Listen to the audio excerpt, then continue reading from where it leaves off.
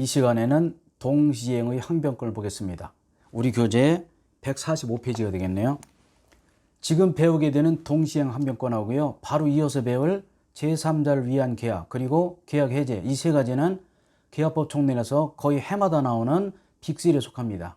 꼭 알아두시기 바라고요. 동시행하자. 우리 이미 배운 적 있습니다만은 쌍무계약에서는 동시행의 항변권과 위험부담 문제되거든요. 이게 공평하기 때문인데 이거는 요건 이런 것보다는 항변관계가 인정되는 것, 즉 동시행관계가 인정되는 것과 인정되지 않는 것의 구분이 중요합니다. 동시항변권 쌍무계약에서 인정되고요. 편무계약 같은 데서는 이런 개념이 인정되지 않습니다. 쌍방의 의무가 있는 쌍무. 예컨대 매매 같은 경우 매도인이 소유권 이전하고 매수인 대금 주고요. 임대차 같은 경우 또 나갈 때는 임대인이 보증을 빼줘야 키를 주고요. 동시행관계 일단 쌍무계약이 인정되는 것으로서 공평하다. 요건 같은 것은 굉장히 어렵기 때문에 요건을 자세히 보실 필요 없고요. 특이한 사항만 몇 가지 보시면 되죠. 자, 성립요건 1번 동일한 쌍무계약에서 인정된다. 당사자가 변경돼도 상관없으면 예컨대 상속 같은 경우도 상관없죠.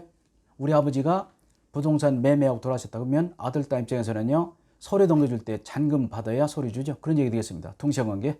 그리고 채무자의 귀책설 이행 불능돼도 상관없습니다. 왜냐하면 동일성만 유지되면 즉 동일한 쌍무계약에서 서로 대가적 의무가 있으면 된다는 것이고 여기 있듯이 상속이 돼도 인정되고 또 채무자의 잘못으로 이행 불능된 경우도 마찬가지다 보시면 되겠고요. 자, 2번 상대방의 채무가 변제기 있어야 됩니다.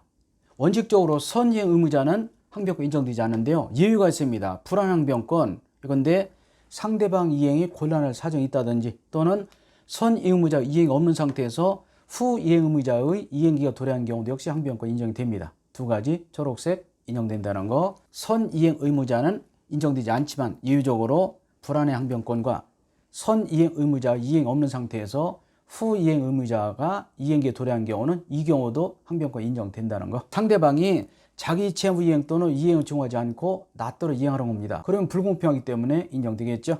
자, 상대방이 자기 채무 이행 또는 이행의 제공이 없이 이행을 청구할 것. 기억에 채무의 내용에 따른 이행 아닌 경우는 거절할 수 있겠고요. 니은의 일부 이행 같은 경우는 원칙적으로 그 상당한 부분만을 거절할 수 있는데요. 디귿 같은 경우 매수인이 매매 부동산 일부에 대해서만 소유권 이전 등기의 이행을 청구하는 경우로 하더라도 매도인은 특별한 사정이 없다면 매매 잔대금 전부를 받을 때까지 항변권을 행사할 수 있고요. 채권자 지체 즉 수령 지체에 빠진 자도 마찬가지입니다. 채권자 지체라는 것은 채권자가 물건을 늦게 받아서 문제된다. 다른 말로 수령 지체라고도 하는데 이 경우도 역시 항변권이 인정된다는 거. 근데 여기 하여간 요건은 까다롭습니다.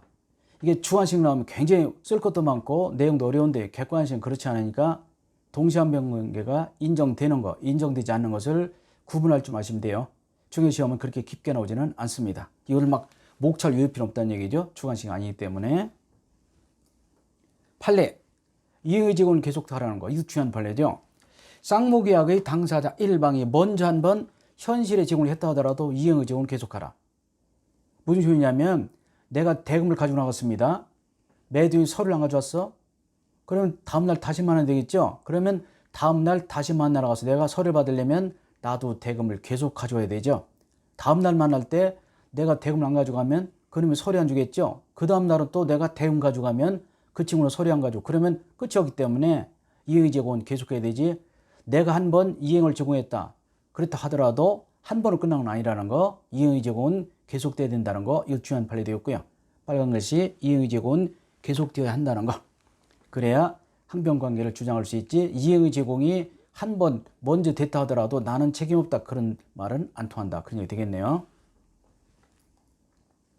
자, 지금부터는 시험 나올 수 있습니다. 본질적 효력으로서 우리 민법의 항변권 연기장변주의지 청구권을 부인한 주의가 아닙니다. 다시 말해서 내가 매수인이다. 매도인이 돈 달래요? 내 뭐랍니까? 제가 잔금을 드릴 겁니다. 제가 대금을 드릴 텐데 사장님 쪽에서도 즉 매도인 쪽에서도 서류 주셔야 되죠. 서류 줄 때까지는 대금 못 드립니다. 이렇게 할 수 있다는 거죠. 매도인에 대해서 당신은 잔금 받을 권리 없다. 그렇게는 못 한다는 거죠. 그걸 뭐라 하죠? 청구권 부인주의라고 하잖아요. 우리 민법은 연기장변주의지 청구권 부인주의가 아니다. 즉 매도인이 서류 줄 때까지 나는 대금 지급을 연기하겠다 그런 뜻이지 청구권을 부인해서 당신이 대금 받을 권리가 없다 그렇게는 주장하지 못한다는 거. 그걸 어려운 말로 연기적 항변주의를 하고요. 그리고 반드시 소송에서는 당사자가 주장, 원유해야 됩니다. 소송에서 항변권을 주장하지 않으면 패소 판결이 떨어집니다. 원용은 주장한다는 뜻이고요. 원용은 응원해서 쓴다 그런 뜻이 되겠고요. 자, 소송에서는 반드시 주장해야 되지, 원용해야 되지, 주장하지 않으면 지게 되고요. 원용이 있게 되면 판결은 완승 완패로 결정나는 것이 아니라 원고 일부 승소 또는 원고 일부 패소 판결 또는 상환 급부 판결이 떨어집니다. 즉 서류 주고 돈 받으라, 돈 주고 서류 받으라, 이렇게 판결이 나온다는 거죠. 판결은 상환 급부 판결, 원고 일부 승소 판결, 원고 일부 패소 판결이 떨어진다는 거. 그 점에서 뭐가 동일했나요? 유치권과 동일합니다. 유치권도 마찬가지로 똑같은 판결이 떨어지죠.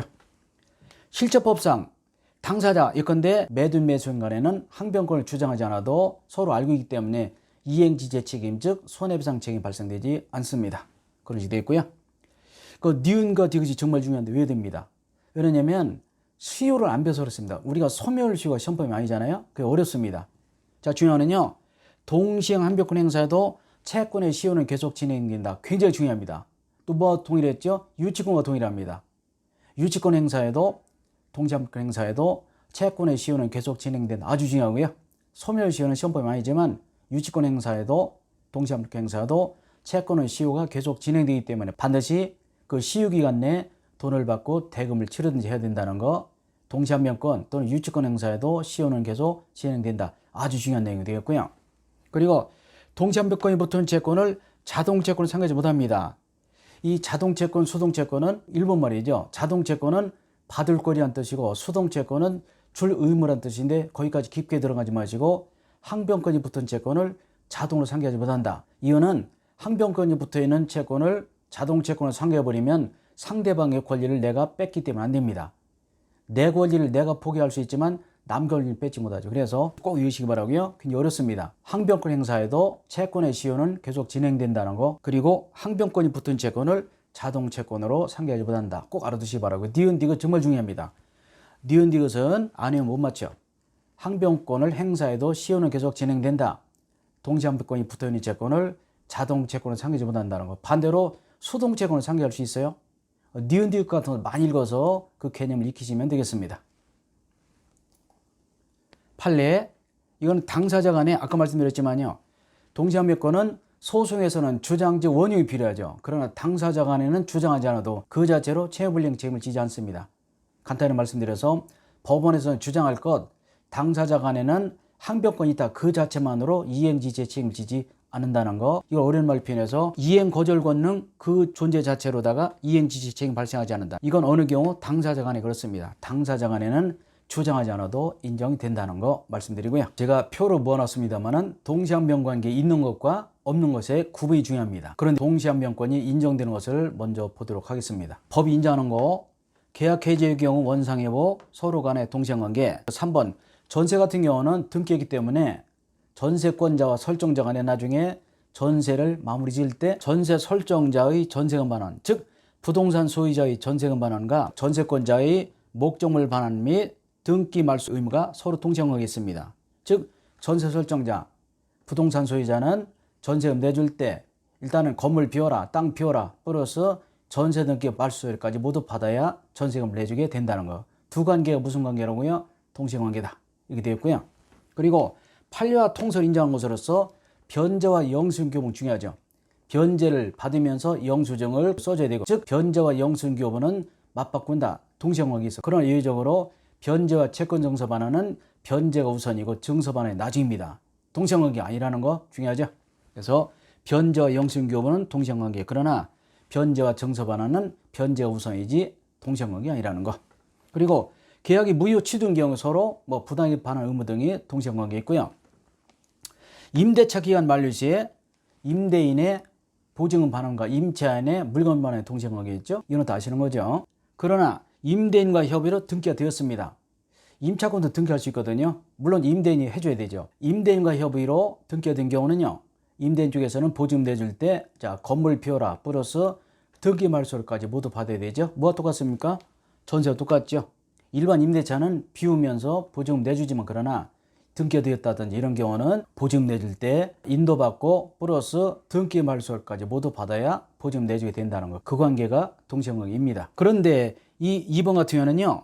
매도인이 부담할 양도소득세를 매수인이 부담하겠다. 그런 경우는 매도인 쪽에서는 양도소득세까지 다 받고 나서야 서류 준다는 거죠. 즉 매수인 쪽에서 등기 서류를 먼저 넘겨주면 소득세는 내가 나중에 줄게, 그런 말은 안 통한다. 그런 얘기 되겠죠. 아주 시험에 잘 나오는 판례가 되겠습니다. 이번에 동시행관계가 아닌 거 시험 잘 나오네요. 제가 크게 3개를 해놨습니다. 변제, 은행에 가서 빚을 갚고 나서 등기 말소한다는 거 중요하죠.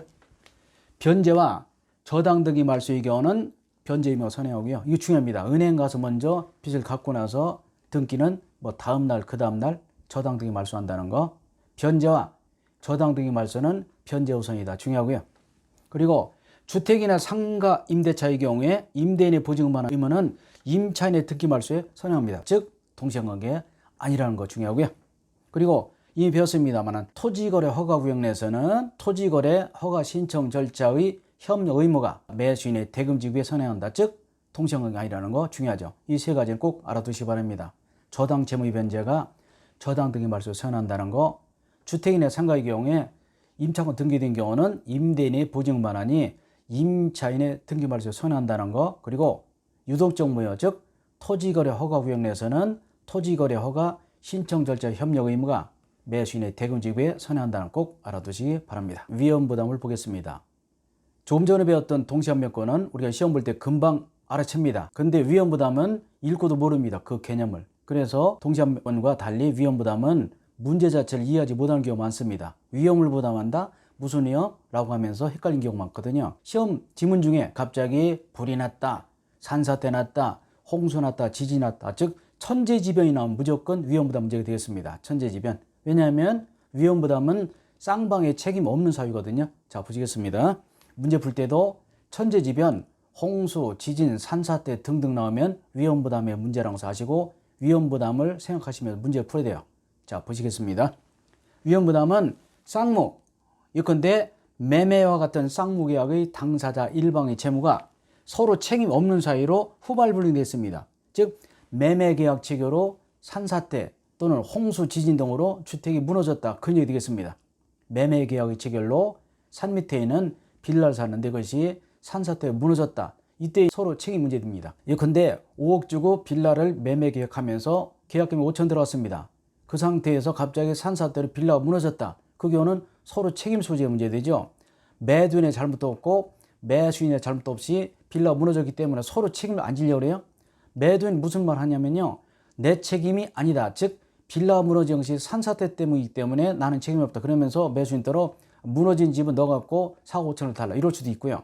매수인 쪽에서는 무슨 소리 하는 거냐, 내 집도 아니고 계약 맺을 뿐이니까 무너진 집 너 갖고 계약금 5천 돌려달라. 이럴 수 있습니다. 여러분 생각 같으면 어느 편을 들겠습니까? 근데 수업할 때도 질문을 보면 거기다가 매수인이 계약금 돌려받는 게 맞다 그러거든요. 실제 우리나라 법도 그렇게 되어 있습니다. 그런데 이 위험부담 같은 경우는요, 매도인과 매수인 간의 그 개념이 중요합니다. 대금에 대해서는 매도인이 채권자고 매수인이 채무자지만, 그러나 빌라에 대해서는 매도인이 채무자고 매수인이 채권자입니다. 왜? 빌라에 대해서는 매도인이 온전한 빌라를 넘겨줘야 되고 매수인은 온전한 빌라를 가질 권리가 있기 때문에 이때 매도인이 채무자다, 매수인이 채권자다, 이것을 잘 보셔야 됩니다. 이거 헷갈리면 답이 정반대로 하게 되어 있습니다. 자, 우리 민법은 채무자 위험부담, 얘가 누구라고요? 매도인이 책임진다. 그래서 결론적으로 말씀드리면 매도인은 5억 주고 빌라를 매매하고 계약금 5천 받았다. 그러면 다행히 매도인은 똑같은 빌라를 다시 지어 줄 필요 없습니다. 아셨죠? 그러나 매수인에 대해서 나머지 잔금 청구하지 못하고 그리고 5천만 돌려줘라. 이게 위험부담의 결론입니다. 매수인 역시 똑같은 빌라를 지어서 다시 달라 그럴 수 없고요. 이미 지급한 계약금을 돌려받은 선에서 끝낸다. 이것이 채무자 위험부담인데, 문제는 채무자가 매도인이라는 것을 다시 한번 아시고 까딱하면 채권자가 매도인으로 생각하셔가지고 굉장히 헷갈립니다. 그래서 채무자가 매도인이다. 채무자가 위험 부담한다는 것은 매도인이 위험 부담한다는 거 알아두시고, 자, 읽어볼게요. 매도인 채무자는 자신의 채무를 면한다. 무슨 소리죠? 똑같은 빌라를 지어줄 필요 없다는 얘기죠. 그것만도 다행이죠. 다시 지어내면 힘들잖아. 그러나 매수인 채권자에 대해서 반대급부 나머지 잔금 청구하지 못하고 이미 받은 돈이 있다면 그대로 돌려줘야 된다. 이것이 채무자 위험부담주의라고요. 매도인이 좀 억울한 면도 있겠지만, 그러나 매도인과 매수인 간의 계약을 끝내야 되겠는데 결론이 그렇다는 얘기 되겠습니다. 채권자는 누구죠? 매수인은 화재 보험금 등에서 대신 보상을 청구할 수도 있고요. 아니면 채무자 위험을 주장할 수 있는데 매수인 채권자는 이것을 선택할 수도 있습니다. 그럴 수도 있고요. 그럼 이것은 예외적인 것이고, 그러나 우리 민법의 위험부담은 채무자가 위험부담한다는 거. 위험부담은 개념이 세 가지입니다. 첫 번째 쌍무계약, 두 번째 쌍방의 책임 없는 사유, 세 번째 후발불능이다라고 보시면 되겠고요. 다만 채무자 위험부담주의는 임의적이기 때문에 당사자 합의하면 달리 정하는 것은 괜찮습니다. 예외적으로 채권자주의도 있는데 이것은 뭐 과실이 있는 경우니까 크게 문제되지 않습니다. 시험장에서는 채무자 위험부담이 문제되고 채권자 위험부담은 채권자 쪽에서, 즉 매수인이 잘못이 있는 경우니까 읽어보시면 그 뜻을 금방 알 수가 있습니다. 예외적으로 채권자 위험부담주의가 적용되는 것도 있습니다. 채무자 매도인은 자신 채무를 면한다. 그러나 채권자에 대해서 반대급부를 청구할 수 있는데요. 이해가 두 가지가 있습니다. 채권자의 잘못으로 이행불능이 됐다. 매수인이 잘못해서 빌라를 불태웠다. 그럼 당연히 매도인 쪽에서는 대금 달라고 하겠죠. 그런 경우가 있고요. 또 채권자가 이행지시 중, 다시 말해서 채권자가 물건을 늦게 인도받았어. 그래서 문제가 된 경우는 역시 매도인은 대금 청구할 수 있겠죠. 채권자 즉 매수인이 빌라를 빨리 인도받지 않고 그냥 방치하는 바람에 중고등학생 그 집에 들어와서 놀다가 불타버렸다. 그럼 당연히 매수인 잘못이기 때문에 이 경우는 대금 청구할 수 있어 없어 있어요. 그래서 이 채권자주의는요, 채권자 위험부담주의는 시험장에서 보시면 잘못이 있는 경우니까 무조건 책임을 지게 돼 있어요. 금방 할 수 있어요. 채권자 위험부담주의는 매수인이 잘못한 경우야, 여기 있듯이 채권자의 잘못으로 채권자 물건을 늦게 인도받아서 그런 경우이기 때문에 당연히 인정되고요. 이것은 어떻게 보면 위험부담이라고 볼 수도 없어요. 그래서 민법의 대원칙은 채무자 위험부담주의인데, 그때는 쌍무계약의 채무가 쌍방의 책임 없는 사유로 후발불능이 된 경우이다. 그러나 이 경우는 책임이 있죠. 그래서 채권자 위험부담주의는 매수인이 책임 있는 경우다라고 보시면 되겠네요. 자, 좀 쉬었다가 계속 보도록 하겠습니다.